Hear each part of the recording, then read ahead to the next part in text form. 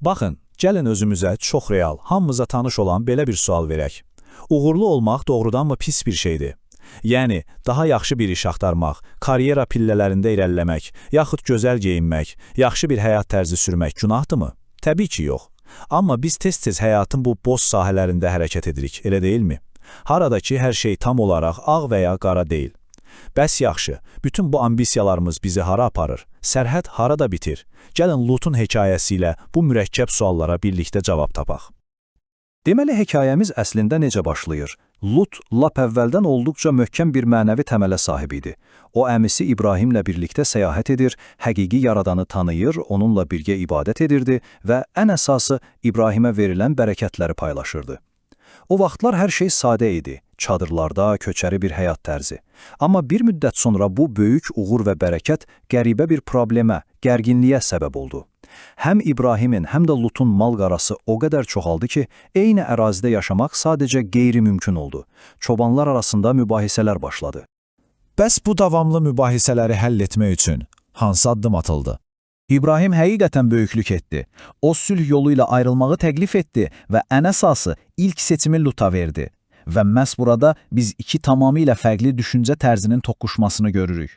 Fikir verin, İbrahim necə də fədakar davranır. Torpağın ən yaxşısını özünə saxlamaq əvəzinə sülhü seçir və qalanını yaradana buraxır. Bəs Lut nə edir? O, bu fürsəti göydə tutur. Xeyr əmi, sən böyüksən, birinci sən seç demək əvəzinə, böyük bir tortun düz ortasındakı o ən ləzzətli gilaslı hissəni bir saniyə belə tərəddüd etmədən özünə götürür. Lut başını qaldırıb baxır. Eyni ilə Ədəm bağındakı Həvva kimi. Həvva da o meyvənin vizual olaraq necə gözə gəlimli olduğunu görüb cazibəyə qapılmışdı. Lut da yenisini etdi.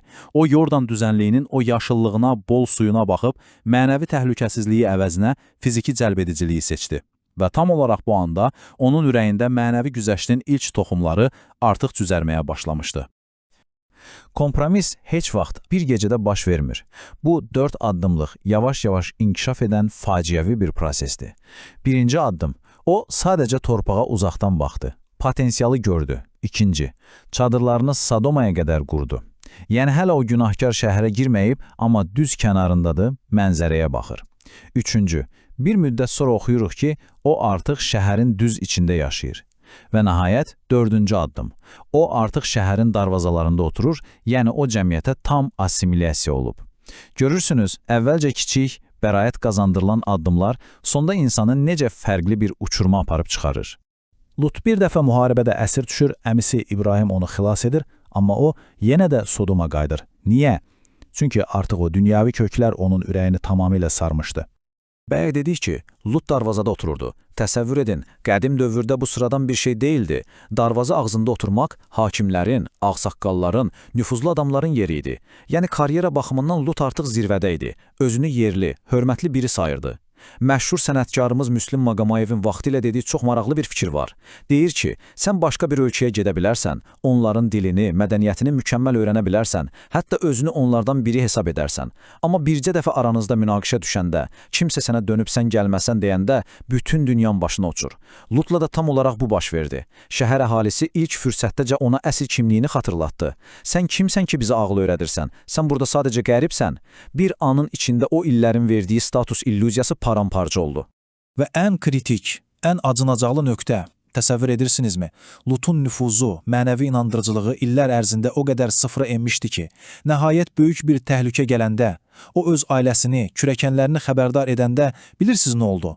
Onlar elə bilirlər ki, Lut zarafat edir. Bəli, bildiyimiz lətifə danışır, zarafat edir. Əgər sənin bütün həyat tərzin, əməllərin, inandığın dəyərlərlə tamamilə ziddiyyət təşkil edirsə, ən həyata xəbərdarlığın belə, ətrafındakılar tərəfindən sadəcə gülünc bir zarafat kimi qəbul ediləcək. Dəhşətdir, elə deyilmi? Yaxşı, bəs bütün bunlardan nə öyrənirik? Gəlin həyat üçün 7 dərsimizdə o əsas nəticələrə baxaq. İlk 3 dərsə diqqət edək. Birincisi, insan təməldə doğru, salih biri ola bilər, amma eyni zamanda çox zəif, hətta passiv bir mənəvi həyat yaşaya bilər. İkincisi, kompromislər, o güzəştlər heç vaxt böyük hərəkətlərlə başlamır. O, ürəyinizin dərinliyindəki o kiçik meyillərdən sadəcə gözlə baxmaqdan başlayır. Üçüncüsü isə, bu dünya sizə müvəqqəti uğur, böyük vəzifələr, hakimiyyət illüziyası verə bilər. Amma unutmayın, əgər mənəvi prinsipləriniz varsa, bura sizin üçün heç vaxt əsl, rahat ev olmayacaq.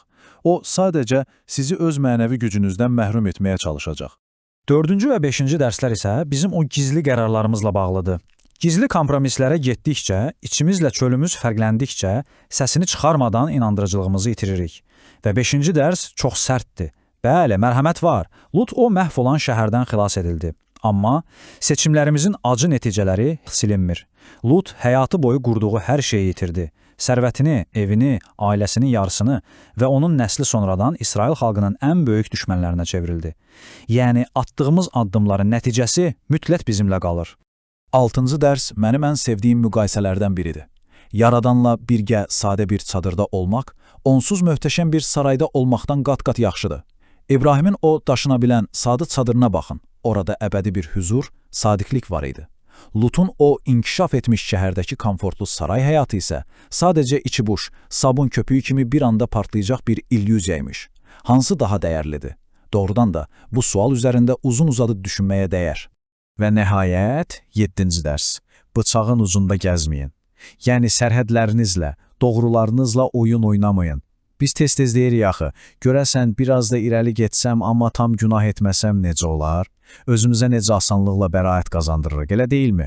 Halbuki tarixə baxsaq, məsələn, Yusif Peyğəmbər necə davranmışdı? O, qoy biraz baxım görün burada vəziyyət necədir, demədi. Təhlükəni görən kimi arxasına belə baxmadan dərhal oradan qaçdı. Sürüşkən yerdə dayanmağa çalışmaqdansa, ümumiyyətlə o yerdən uzaq durmaq həmişə ən təhlükəsiz yoldur. Sonda sizə bir sualım var və istəyirəm bu sualı beyninizdə saxlayasınız.